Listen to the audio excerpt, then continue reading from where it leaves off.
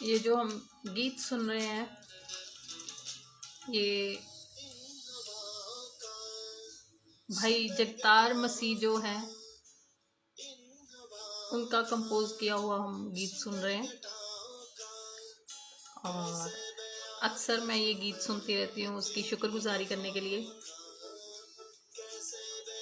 It's really nice song और आप लोगों को भी ये सुनना चाहिए। शुक्रगुजारी इसका नाम है। हालांकि इसको आए हुए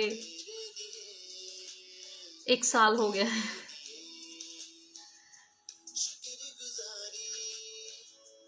आज हम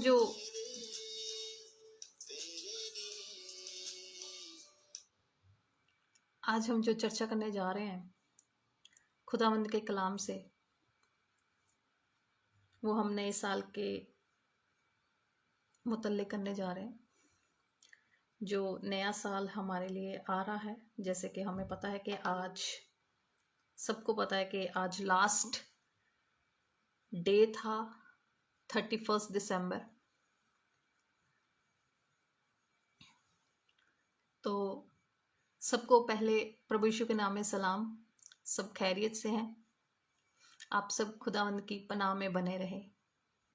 हालेलुया। आज मैं आपसे जो गुफ्तगू करने वाली हूँ, जो हम खुदा का कलाम सुनने वाले हैं, वो सुनने वाले हैं कि नए साल के मुतल्लिक खुदावंद हमें क्या कहते हैं। बाइबल में हमें नया साल क्या ऐसा करना चाहिए नए साल में कि हमें बाइबल से उससे सीख मिले। हम लोगों की बहुत सारी बातें सुनते हैं। आपको पता है आजकल फेसबुक, व्हाट्सएप सब भरा हुआ है इन्हीं चीज़ों से कि भाई कभी कुछ ये करो वो करो। लेकिन हम मसीह लोगों के लिए बड़ी मुश्किल की बात है। हम लोग ढूंढते हैं कि हमें बाइबल से कोई रेफरेंस मिल जाए कि हम उसके मुताबिक अपनी जिंदगियों को ढालें। तो मेरा निवेदन है आप सबसे कि आप अगर बाइबल से वाकई कुछ सीखना चाहते हैं तो आप भी सीखें और औरों को भी सिखाएं। नए साल का मतलब ये नहीं कि हमें नए कपड़े पहनने हैं, नए जूते पहनने हैं और हो हल्ला करना है, पटाखे बजाने हैं या बाहर लोगों से मिलना गिलना है, मिठाइयाँ बांटनी है। उसका ये सब से खुदावंद के साथ कोई रिश्ता नहीं है। अगर हमें कुछ करना है तो वो बिब्लिकली करना है। बिब्लिकली यानी कि आत्मिक करना है। सब जानते हैं इस बात को कि हमें आत्मिक करने की जरूरत है, ना कि शारीरिक। जो इस वक्त खुदावंद के कलाम में है, लेकिन उन लोगों को ये नहीं पता कि भाई हमें बाइबल के अकॉर्डिंग और परमेश्वर के अकॉर्डिंग हमें क्या करना है। उन लोगों के लिए ये जो आज का वचन है वो बहुत ही फायदेमंद है।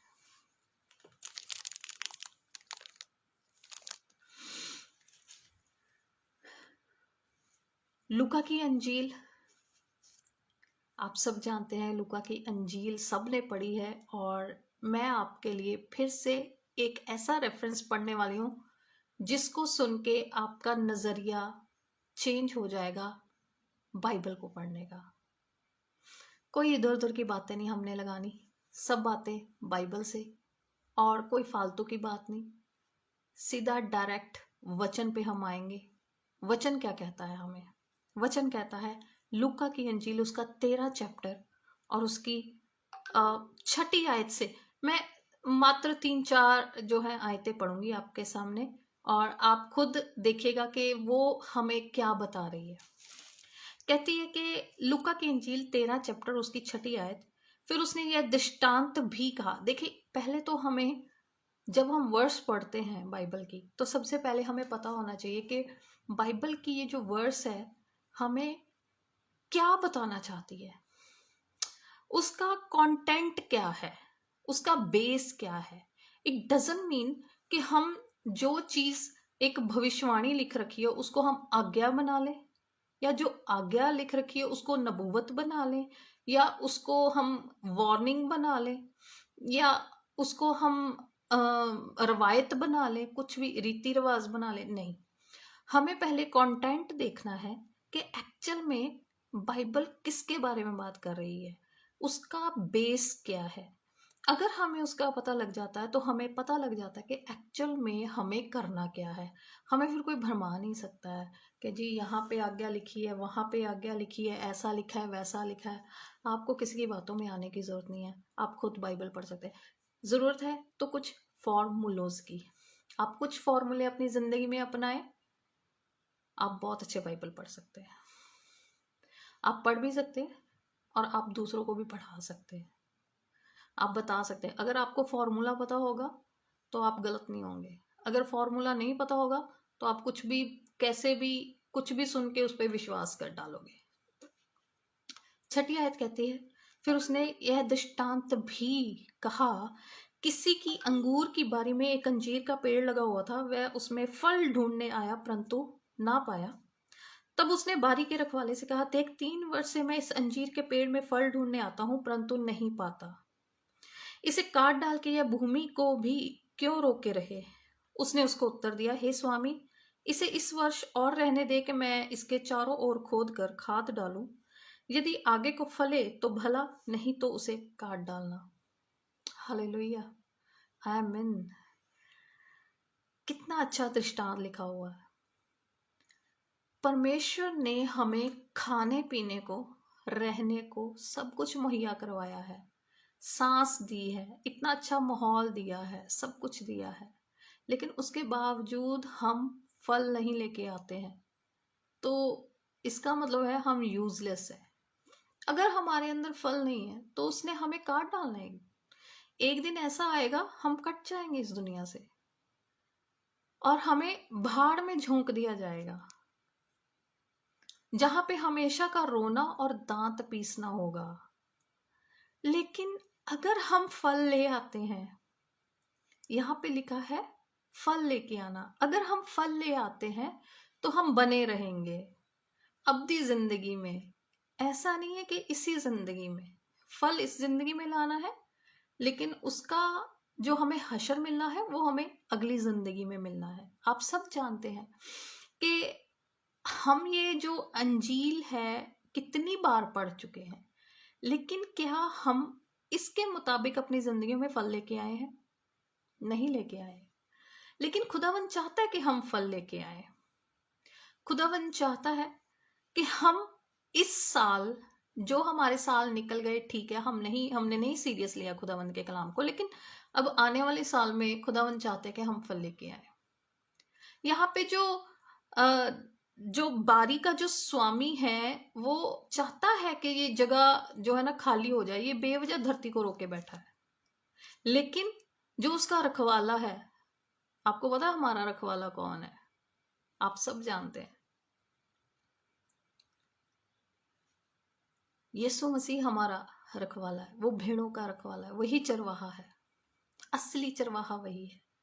तो वो कहते हैं कि नहीं, अभी इसको बने रहने दे, अगले साल अगर ये फल ना लेके आया, 1 साल और इसको दे दे, अगर ये फल ना लेके आया तो फिर काट डालना। हमारे बहुत सारे भाई बहन ऐसे हैं जो अपनी पुरानी आदतों को नहीं छोड़ते हैं। उनकी आदतें आज भी वैसी ही बनी हैं जैसे पहले थी। जैसे कि अगर वो किसी नशे में है, सपोज वो शराब पीते हैं, तो शराब हमें बिब्लिकली अलाउड नहीं है,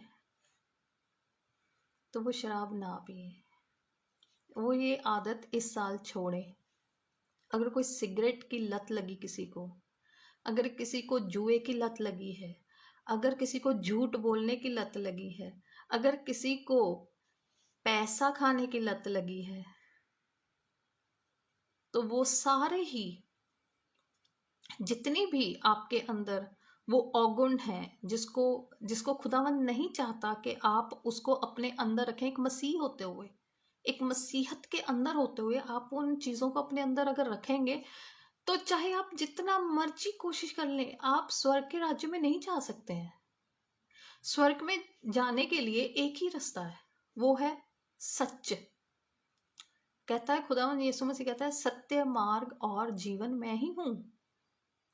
तो जो सच है वो ही साथ में जाएगा। झूठ और झूठ का गढ़ने वाला हमेशा के अथाह कुंड में डाला जाएगा। हमें नहीं करना है वो काम जिसके लिए हमें अथाह कुंड में डाला जाए, जो हमारे लिए नहीं बना, शैतान के लिए बना है। बाइबल बताती है कि वो तुम्हारे लिए नहीं बना, वो शैतान के लिए बना, उस शैतान में। लेकिन अगर तुम उस शैतान की बातें अपने अंदर रखोगे तो तुम भी उसके पीछे पीछे उस अथाह कुंड में जाओगे हमेशा के लिए।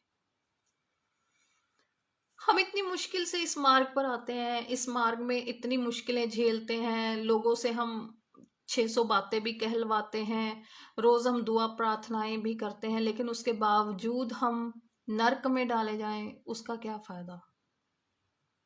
उसके बावजूद हमारी जिंदगी में खुदावंद की शांति ना हो, खुदावंद का आनंद ना हो, तो उसका क्या फायदा? हम इतनी मेहनत करते हैं खुदावंद में, हम कितने लोगों को प्रीच करते हैं, कितने लोगों को खुदावंद का रास्ता बताते हैं, लेकिन अगर हम अपने ऊपर ही काबू ना पाए तो फिर फायदा कोई भी नहीं है इस मार्ग पर जाने का।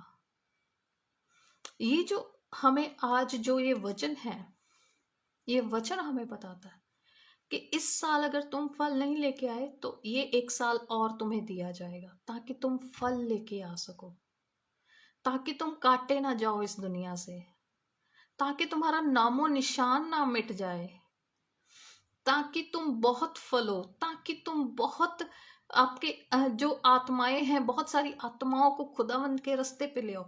वो तभी हो सकता है जब आपके अंदर वो फल होंगे। अगर आपके अंदर फल नहीं है, अगर आप वो फल नहीं लेके आओगे, तो आपको पता है वो तूड़ी से दाने जो है ना वो अलग कर देगा, वो छांट देगा। और तूड़ी का क्या होता है आपको पता है, और दानों का क्या होता है वो हम बखूबी जानते हैं। इसलिए हमें फल लेके आना है। कहते तब उसने बारी के रखवाले से कहा, देख 3 वर्ष से मैं इस अंजीर के पेड़ में फल ढूंढने आता हूं, परंतु नहीं पाता। अगर 3 वर्ष, दैट इज रियली इनफ। एक पौधे को बढ़ने फूलने और फल लाने के लिए 3 वर्ष बहुत होते हैं। ये हमें भी एक स्टैंडर्ड जो है टाइम पीरियड दिया गया है, ताकि हम अपनी लाइफ में वो फल लेके आ सके। लेकिन हमारे यहाँ पे 20-20 सालों से मसीहत में है लोग जिनके अंदर वो फल नहीं आते हैं। वो आज भी खुदावंद के नाम को अपनी कमाई का साधन बना के बैठे हैं। आप में और औरों में फर्क क्या है? क्यों आए इधर रास्ते पे? ये रास्ता तो बहुत सकरा मार्ग है, बहुत मुश्किलों वाला, बड़ी कठिनाइयों वाला मार्ग है। इस पे आने की जरूरत क्या है? अगर काम अन्य जातियों वाले ही करने हैं तो इस पे आने की जरूरत क्या है? इसमें कोई फायदा नहीं होने वाला। इनफैक्ट आग से खेलने वाले लोगों का हशर बहुत बुरा होगा। आप ये मत सोचें कि खुदावन चुप करके बैठा है या खुदावन देख नहीं रहा है आपको। आप जो कर रहे हैं आपको नहीं देख रहा है, देख रहा है। वो एक एक चीज को नोटिस कर रहा है। आपकी जिंदगियों में अगर कोई दुख तकलीफ आ रही है और वो नहीं जाने पा रही है, आप जितनी मर्जी प्रार्थनाएं करें, तो आप समझ लें कहीं ना कहीं गड़बड़ है। क्यों खुदावन आपकी बात नहीं सुन रहे? वो तो सुनने वाला खुदा, वो तो जिंदा खुदा है, वो क्यों नहीं सुन रहा? गड़बड़ उसकी तरफ से नहीं है सुनने में, गड़बड़ इधर से है। रीजन क्या है? यही है कि फल नहीं है। सब कुछ होते होता है भी, इतनी खाद, इतनी ऊर्जा, इतना पानी लेने के बावजूद अगर एक पौधा फल नहीं लेके आता है तो उसके रखवाले को उसको रखने की कोई आवश्यकता नहीं होती है। उसको पता है फल तो वैसे भी नहीं दे रहा, इसको काट के कोई और बूटा लगाऊं ताकि वहां से तो कुछ मिले एटलीस्ट। पर देखिए यहां पे भी उस रखवाले ने मिन्नत की। क्या मिन्नत करके कहता है उसने उसको उत्तर दिया, हे स्वामी, इसे इस वर्ष और रहने दे कि मैं इसके चारों ओर खोद कर खाद डालूं। वो चाहता है कि और खाद डालता हूँ, और समय देता हूँ, और एनर्जी इसके ऊपर लगाता हूँ, ताकि इसमें से फल प्रोड्यूस हो और लोग उस फल को देख कर जाने कि इसका रखवाला कौन है। हम कौन से पेड़ हैं लोगों को पता चले। हमें पता है एक पेड़ आम देता है तो हमें पता चल जाता है कि ये आम का पेड़ है। अगर कोई अमरूद का पेड़ है तो वो अमरूद, उसका फल देख के हमें पता चल जाता है कि ये अमरूद का पेड़ है। लेकिन हमारे फलों से क्या पता चलेगा हम कौन सा पेड़, हमें कौन सा पेड़ कहा जाता है? हमें मसीह का पेड़ कहा जाता है। हम उसकी दाग की बारियां, हम उसकी शाखाएं हैं। अगर हम ही फल ना लेके आए तो दूसरों से क्या एक्सपेक्ट करेंगे? मेरे ख्याल से तो कुछ भी नहीं। और हम फल नहीं लेके आते हैं और हम चले जाते जी चर्चे लगाने, हम प्रचार कर रहे हैं, हम ये करें, हम वो करें। और जब हमारे ऊपर फिर कोई ना कोई परीक्षा आती है तो फिर हम डर जाते हैं कि भाई ये परीक्षा क्यों आएगी भाई, तुम तो फल लेके नहीं आए, तुम दूसरों को क्या दिखाओगे? कौन से फल दिखाओगे तुम दूसरों को? कैसे किसी को अपने मार्ग पर लेके आओगे? उस मार्ग पर जो खुदावंद ने हमें दिया है उस पर कैसे लेके आओगे? वो कहे तुम तो बदले नहीं भाई, हम क्यों जाएं इस मार्ग पे? तुम्हारे अंदर तो कोई बदलाव नहीं आया। तुम तो पहले भी उतने ही झूठ बोलते थे, आज भी उतने ही झूठ बोल रहे हो। तुम पहले भी धोखे करते थे, आज भी तुम धोखा कर रहे हो। तुम में तो कोई फल आया नहीं है, तुम हमें क्यों कह रहे हो भी इस मार्ग पर चलने के लिए? तो वहां पे उंगली जो उठती है ना, वो हमारे खुदावंद पे उठती है। इसलिए अपनी जिंदगियों से फल लेके आए, वो बहुत जरूरी है। खुदावंद आपको बड़ी आशीष दे और बरकत दे, और नया साल आपको सचमुच तब मुबारक हो जब आप अपने दिलों में ये प्रण कर लें कि इस साल मैंने फल लेके आना है। और अगर ये साल भी आपका पिछले साल जैसा ही जाना है तो कोई मुबारकबादी नहीं है, तो कोई फायदा नहीं है आपका। चाहे नए साल 10 और आ जाए तो भी उसकी मुबारकबादी का कोई फायदा नहीं, क्योंकि वो मुंह से है। हमें पता है ऐसे साल का क्या फायदा जिसमें आपने अपने अंदर फल प्रोड्यूस नहीं किए और आप नरक की आग में चले गए। उस मुबारकबादी का क्या फायदा? वो मुबारकबादी हमें नहीं देनी है। खुदावंद आपको बड़ी आशीष और बरकत दे और आप उसकी पनाह में रहें और फल लाने की पूरी कोशिश करें। और ये साल, जो नया साल आ रहा है, ये साल आपके अंदर ऐसे फल लेके आए कि दूसरे कहने के लिए मजबूर हो जाएं कि यार इनका खुदा कौन है, ये देखना है। हालेलुया। सबको जय मसीह की।